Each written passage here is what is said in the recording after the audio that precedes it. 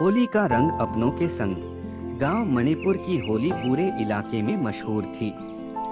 हर साल की तरह इस बार भी होली की तैयारियां जोरों पर थीं। चौपाल पर लोग ढोलक की थाप पर फाग गा रहे थे, बच्चे गलियों में गुलाल उड़ाते दौड़ रहे थे और घरों में गुजिया की मीठी खुशबू हर तरफ फैल रही थी। लेकिन इस बार कुछ अलग था। गांव के सबसे पुराने घर ठाकुर हवेली में उदासी का माहौल था। हवेली के मालिक थे रामनाथ जी। रामनाथ जी बहुत नेक और दयालु किस्म के आदमी थे।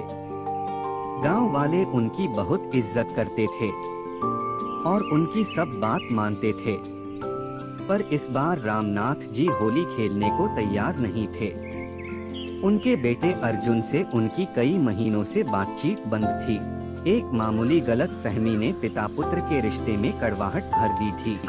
अर्जुन नाराज होकर शहर चला गया था और अब तक वापस नहीं लौटा था।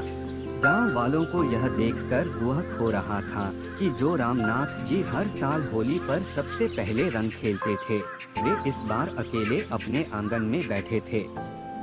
उनकी आंखें दरवाजे की ओर टिकी थीं, जैसे किसी का इंतजार कर रही हों।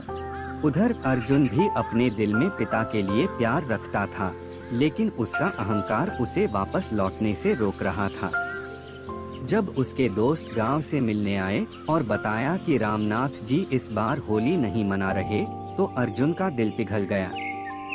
होली के दिन अचानक हवेली के दरवाजे पर रंगों से सना अर्जुन खड़ा था।